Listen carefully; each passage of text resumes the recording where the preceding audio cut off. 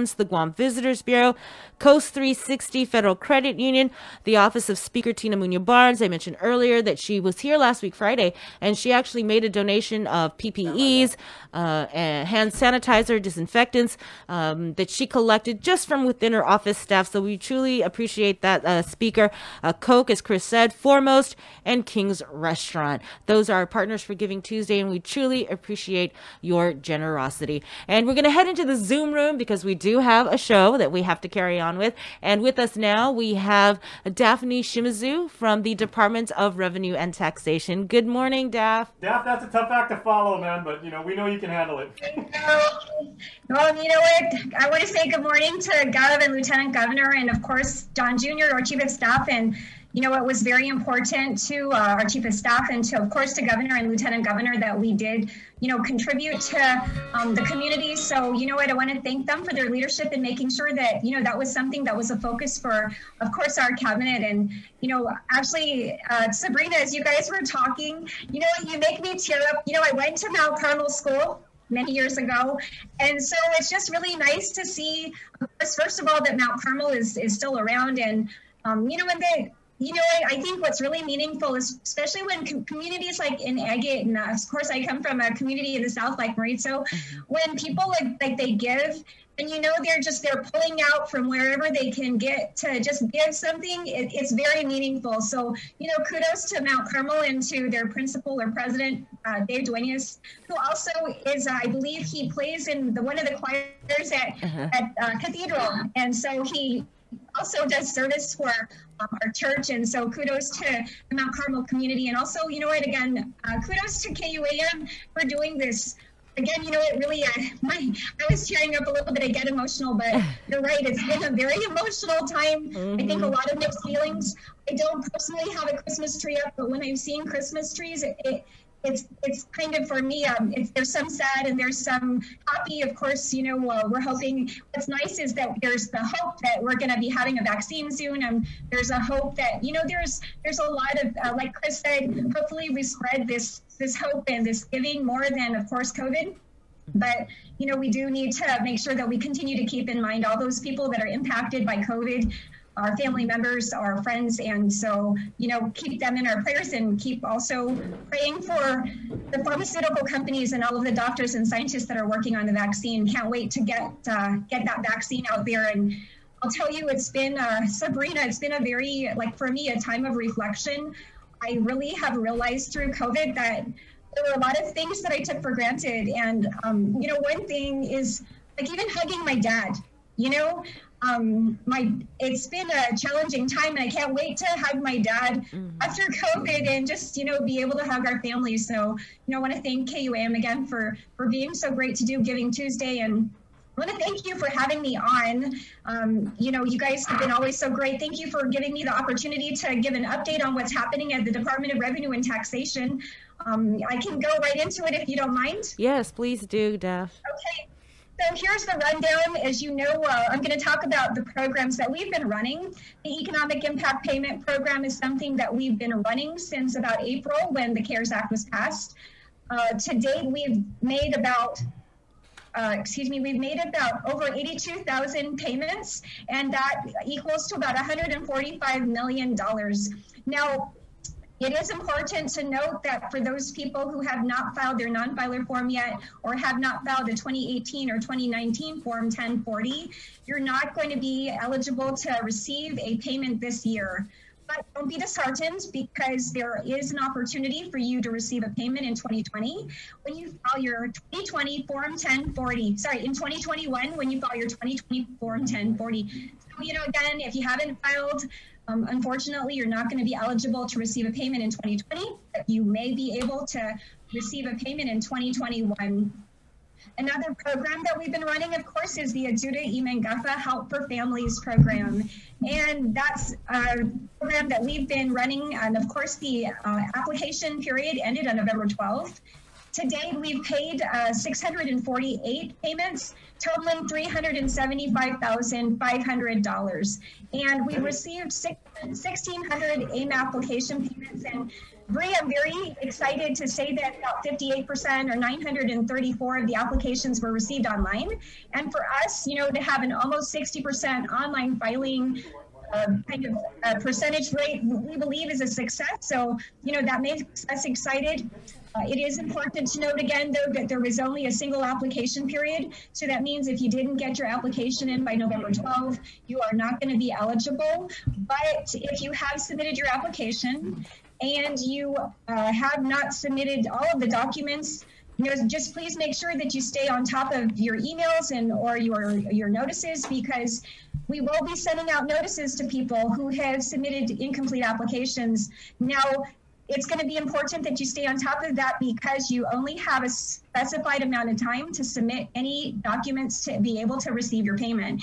And once that time lapses, you won't be able to receive your payment. So stay on top of receiving your mail. Make sure you're communicating with us so that way you can get your Adjuday Manga Help for Families program payment if you're eligible. And of course, one of the topics that's very, very, it's always a topic for us is the issue of income tax refunds. And to date, as of November 27th, actually, we've paid out about $136.6 million in refunds. And that is through November 27, and that's for this calendar year. And of course, those refunds bring us through May 28, 2020, status A filed returns. And so again, you know, I'm excited, of course, as we've been doing with the Department of Administration, we're scheduled to continue to make weekly payments, just as we've been doing since 2019. And so again, you can always check the status of income tax refund payments if you go to our websites, guamtax.com or myguamtax.com. And Bree, I wanted to share some really exciting things that are going to be coming out of Rev Tax this week, which we have not yet announced anywhere. The first thing is we're actually working on our volume 9 of our COVID-19 services series. As you know, every time we make a change or an adjustment in the way that we serve, we also update our COVID-19 series. And so again, we're up to volume 8. What's going to be important about volume 9 and something significant to look out for is our contact information. We're going to be updating all of our email addresses for our branches, all of our phone numbers for our branches. You know, we have been working to try to identify ways that we can improve on the way that we communicate with our community and make sure that we're working to timely respond. So, you know, when we issue these email addresses, what's exciting is that the email addresses are going to be monitored by multiple people. So again, that will mean that there should be more, you know, efficient and effective ways of getting back to people, and we'll be able to get back to people timely. So we're very excited about that. And one other thing to look out for this week at Rev Tax, which we believe is going to be significant to the community, is that we're going to be issuing another automatic extension for Guam driver's licenses and Guam IDs. And of course, this is significant because the current automatic extension only brings us to February 28, 2021, which is really just a few months away from now.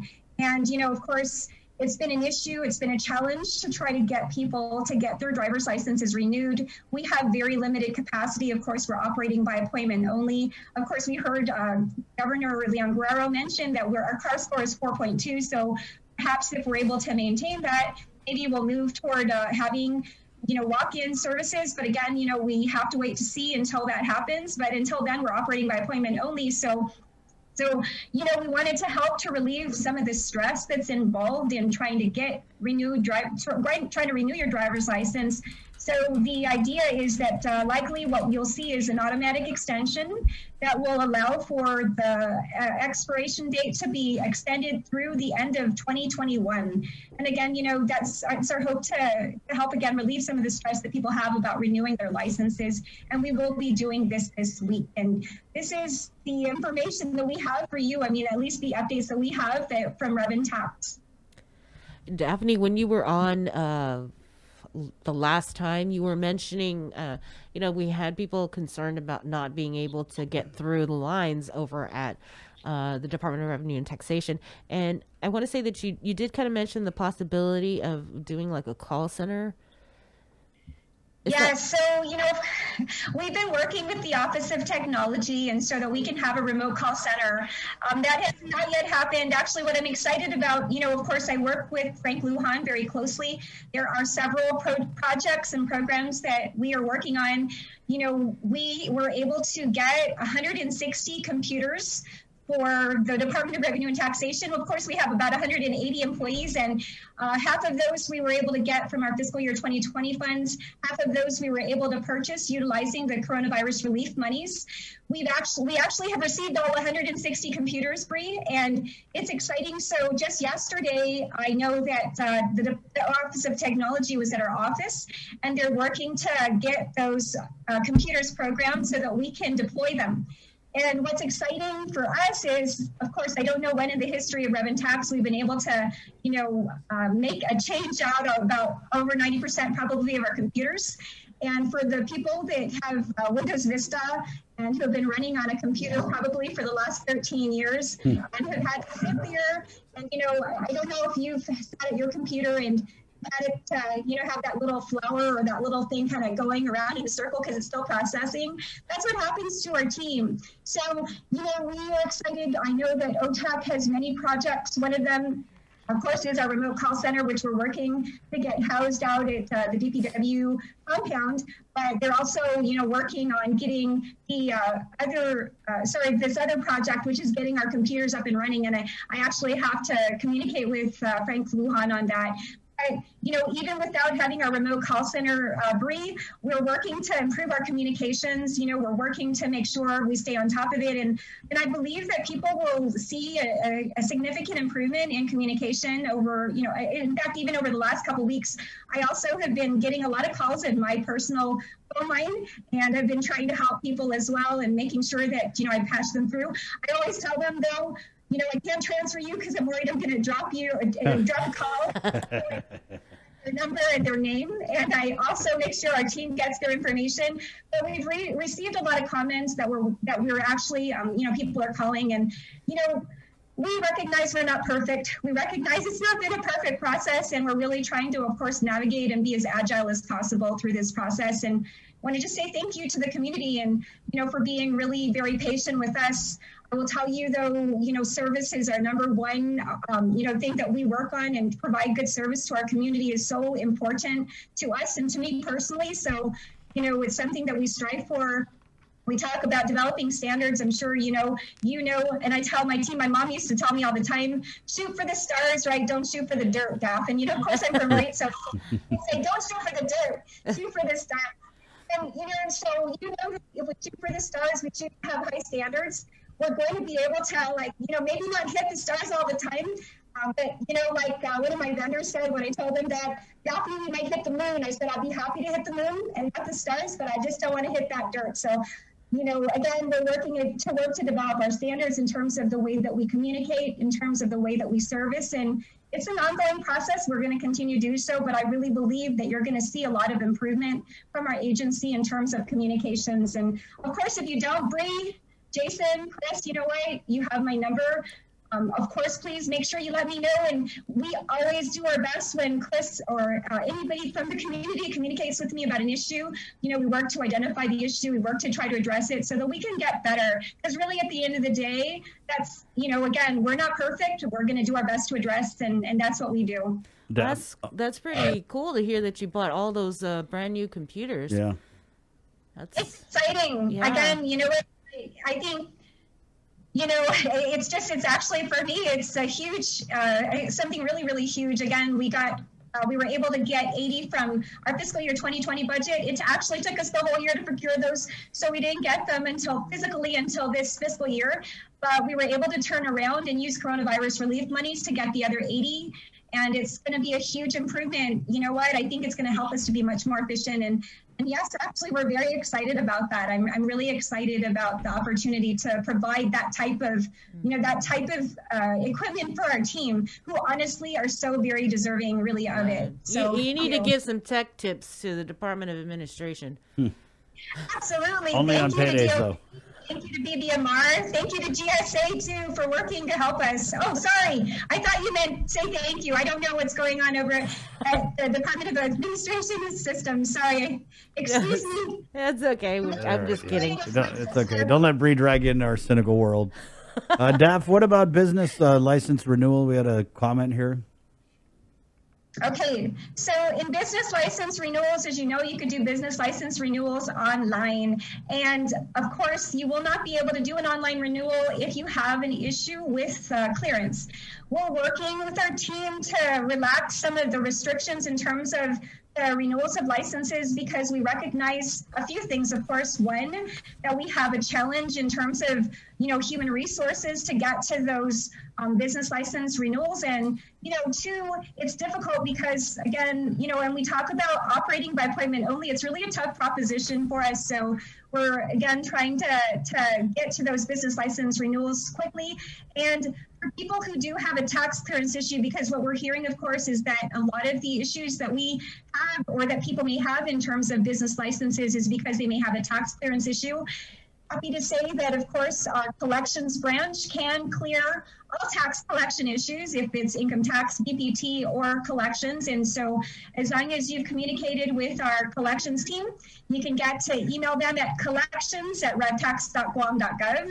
That's collections with an S at the end of it, at revtax.guam.gov. You'll be able to work to get clearances. And, our team is, again, we're monitoring those email addresses. We're making sure we communicate back with the community, and we're going to do our best to get back to people and to help them as well. Because we know, again, we recognize people need their business licenses. People need to be making money. And you know what? We want to be part of the recovery effort to get us back to where we need to be. Daph, thank you so much for your time. We had one last about the, I know you were saying that the driver's license renewal will probably be extended to the end of next year. What about those who are trying to take the written test? Are we doing those at all? Yes, it's my understanding. I talk with our, so we don't do the written exam. It's not like when, I don't know about you guys, but I did take the written exam when it was up at the old airport. That was many years ago.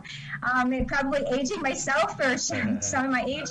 But, the Department of Revenue and Taxation, actually, we don't physically administer the exam. The exam is administered by the University of Guam. Right. I believe that the University of Guam is actually administering the exam. You will have to still make an appointment with us in order to get the written exam, to sign up for the written exam. But, again, we're doing our best. Of course, for those people who have any challenges, email us. We recognize it's a time for compassion. We recognize, of course, there are a lot of people who need our license because they need to drive to work. Of course, and even like for parents who have children who, have challenges because, again, they have to work, their child has to work, but they cannot be driving their children to work.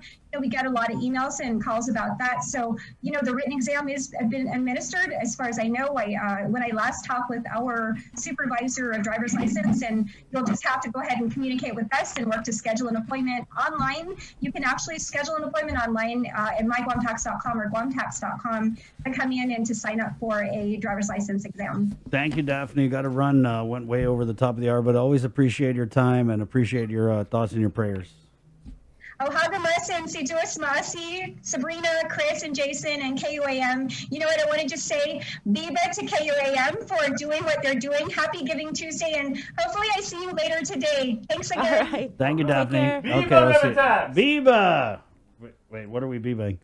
Are we Bibaing? I thought we were Bibaing KUAM. I could Biba Rev Tax, yeah, sure. Yeah. Biba everybody. Biba Guam. Biba there you Guam. go. Thank you. Everyone's covered. 8:08, guys, we'll take a break. To our viewers on KUAM TV, thank you. There's a lot of great programming coming up, but there's some more great programming right here, too. You can jump in on the radio, KUAM FM, Agatni Guam, or our Facebook Live feed. My name's Chris. I'm Sabrina. KUAM TV Land, hasta adios. Bye.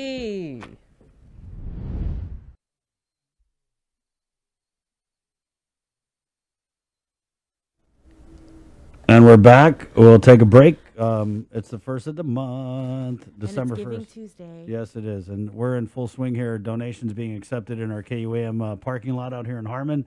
We've arranged it so that you can do